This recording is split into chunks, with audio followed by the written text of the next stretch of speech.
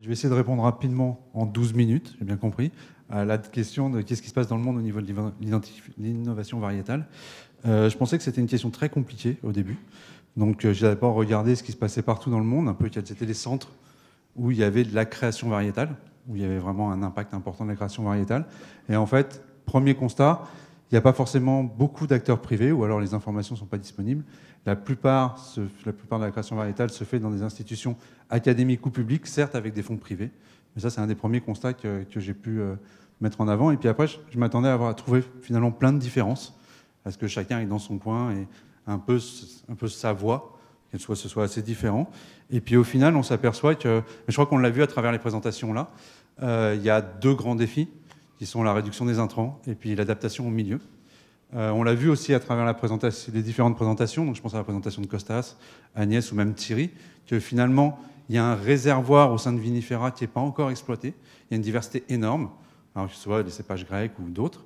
Il y a une diversité énorme, donc finalement, la plupart des schémas de création variétale, ils vont rentrer dans les hybrides. C'est-à-dire, soit on va continuer ce qui a été fait au niveau des hybrides français et puis ce qui a été fait en Allemagne, avec l'objectif d'apporter des sources de résistance qu'on va pouvoir trouver ailleurs, donc sources de résistance biotique ou abiotique quand c'est vraiment extrême et qu'on est obligé de sortir de Vinifera. Mais la plupart de l'innovation variétale au niveau international, elle suit à peu près la même voie, qui est d'utiliser donc soit des espèces américaines, soit des espèces asiatiques qui permettent d'apporter des sources de résistance.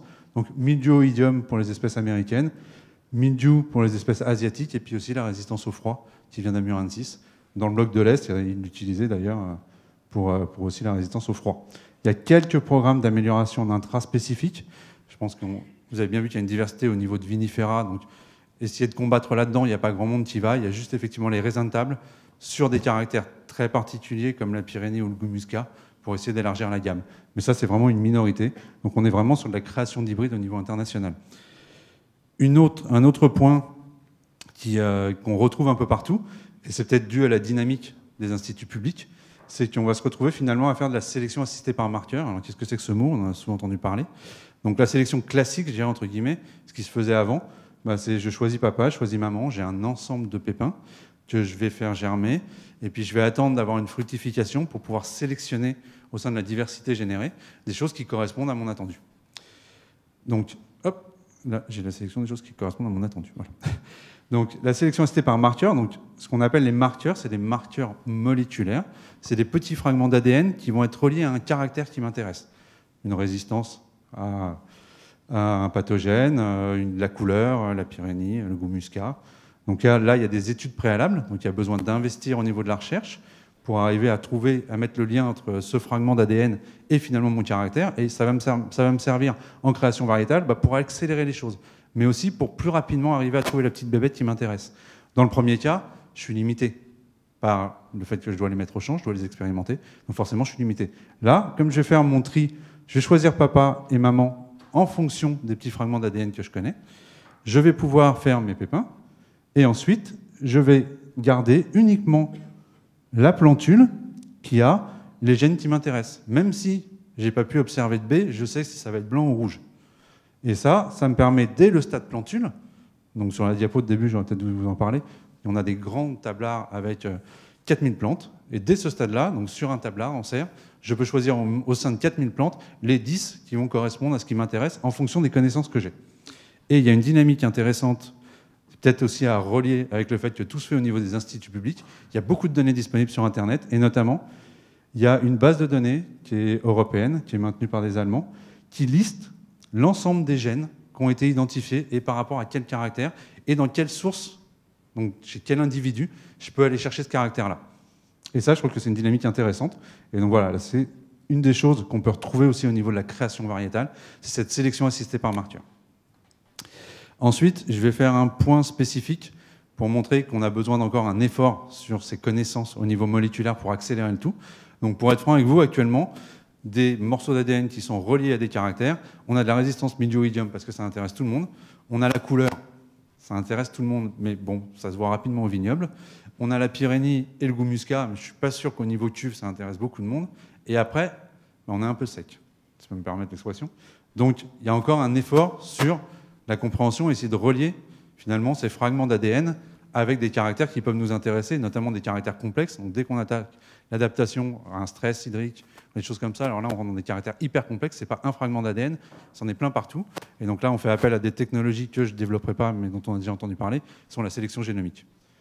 Donc il y a un effort il y a ce projet, donc le projet Vitis Gen, qui était aux États-Unis, qui a finalement permis de mettre en place les académies, les viticulteurs, l'ensemble de la filière, qui se sont réunis autour d'un projet. Il y a eu 4 à 5 millions d'euros, millions de dollars, qui ont été mis sur la table, avec un projet sur 5 ans, qui a permis de relier donc, la recherche de ces fameux fragments d'ADN qu'on peut relier à des caractères, et tout ça en parallèle de programmes de création variétale.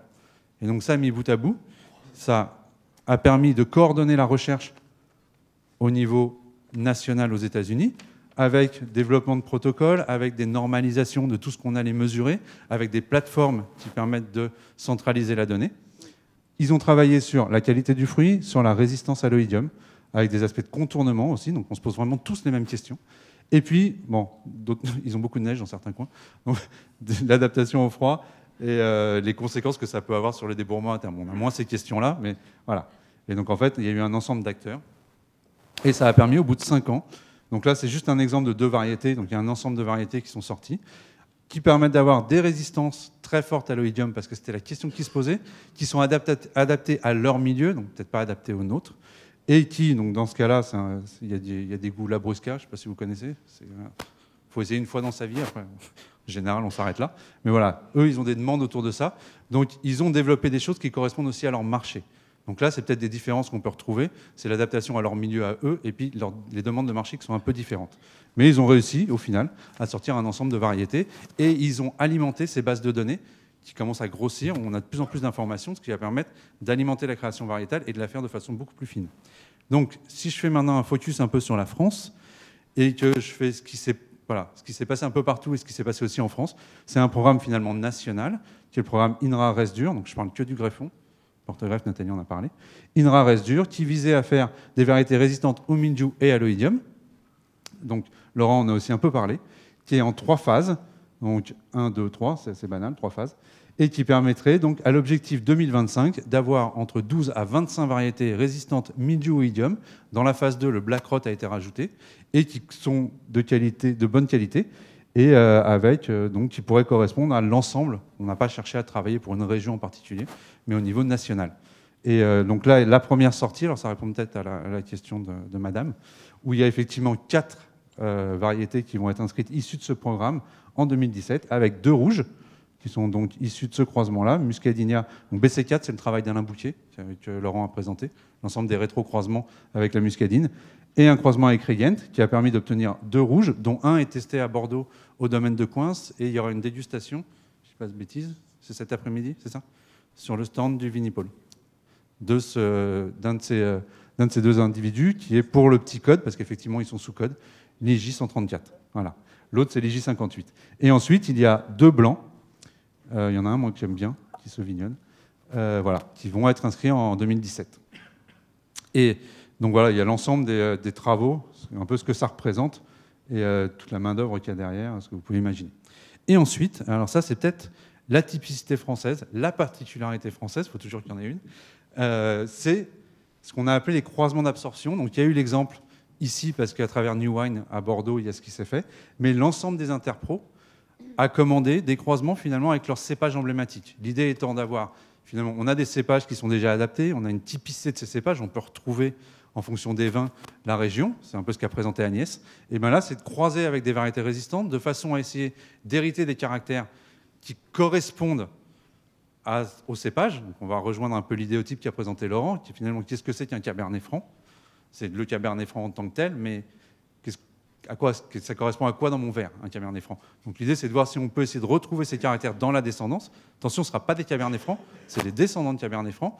Et de l'autre côté, l'autre parent va apporter la résistance au mildiou, à l'oïdium et au black rot. Et donc vous voyez qu'on a un ensemble de collaborations au niveau national pour retrouver, justement, essayer de retrouver ces caractéristiques avec des parents qui viennent de chacun des bassins. Voilà. Et ensuite, alors, l'expérimentation dans tout ça. Il y a plein de créations variétales, que ce soit en France, à l'étranger, en Europe. Et comment on fait là-dedans? Et il y a quelque chose qui nous permet d'avancer, je pense, surtout pour vous, pour avoir de l'expérimentation, avoir de la donnée, savoir à quoi ça correspond. C'est l'arrêté du 9 mai 2012 qui permet de faire du classement temporaire, c'est-à-dire la variété n'est pas inscrite, mais on peut l'expérimenter. Alors j'ai peur de dire une bêtise. On peut vendre les vins. Alors après, ça, je ne suis pas spécialiste de savoir dans quel cadre, mais on peut vendre les vins. Ouais, j'avance. Et si la variété a une DHS, distinction, homogénéité, stabilité, donc en général, c'est des choses qui viennent de l'étranger, on peut le planter à hauteur de 20 hectares par bassin. S'il n'y en a pas, on peut planter 3 hectares quand même, mais ça permet, dans un cadre, entre guillemets, dans la vraie vie, sorti de l'expérimentation classique de 90 souches, d'avoir des références et de pouvoir alimenter la filière et de vous dire ça, c'est ça, ça, c'est ça, et puis vous pourrez en faire déguster des choses. Et hop, alors rapidement, j'en parle. Ça, c'est les ciseaux à ADN dont a parlé Laurent. C'est l'édition des génomes, donc avec Emmanuel Carpentier et Jennifer Douda, qui ont identifié ces fameux ciseaux à ADN qui permettent, pour l'étude du génome, d'aller plus vite. Donc ce que je disais, on va pouvoir avoir plus d'informations sur l'étude du génome. Un gène, un fragment d'ADN, c'est relié à quel caractère. Et puis aussi, ça permet finalement d'accélérer la nature. On a la possibilité de faire une mutation dans un endroit précis. Donc on peut créer un clone. Au lieu d'aller chercher dans la diversité des clones, eh bien, on peut accélérer ce qu'il fait dans la nature en faisant une mutation. Voilà. Et est-ce que ça se fait chez la vigne? Eh bien, actuellement, il y a 2 papiers qui sont sortis, donc a priori, ça se fait. C'est 2 papiers qui ont été faits par des universités chinoises, où dans ce cadre-là, ils ont diminué l'acide tartrique d'un chardonnay. Donc on pourrait avoir un clone de chardonnay avec moins d'acidité tartrique. Je ne sais pas si c'est intéressant, mais voilà, c'était l'objectif de l'étude. Alors, en conclusion, rapidement, il y a, à mon avis, une dynamique de recherche au niveau international sur l'identification de l'ADN qui va permettre d'alimenter la création variétale, qui est hyper intéressante, notamment avec des bases de données. On est dans un contexte où on a une demande des professionnels, des politiques et de la société. Donc, je pense que la création variétale n'est plus finalement quelque chose qu'on fait à côté. Il y a vraiment une demande et de l'expérimentation à faire. Et puis, il y a ces fameux développements méthodologiques, alors j'en ai pas parlé, la sélection génomique, qui va permettre d'accélérer les choses, et ces fameux ciseaux ADN. Et je remercie donc l'ensemble des gens qui nous ont envoyé de l'information sur la création variétale en France et à l'étranger. Voilà.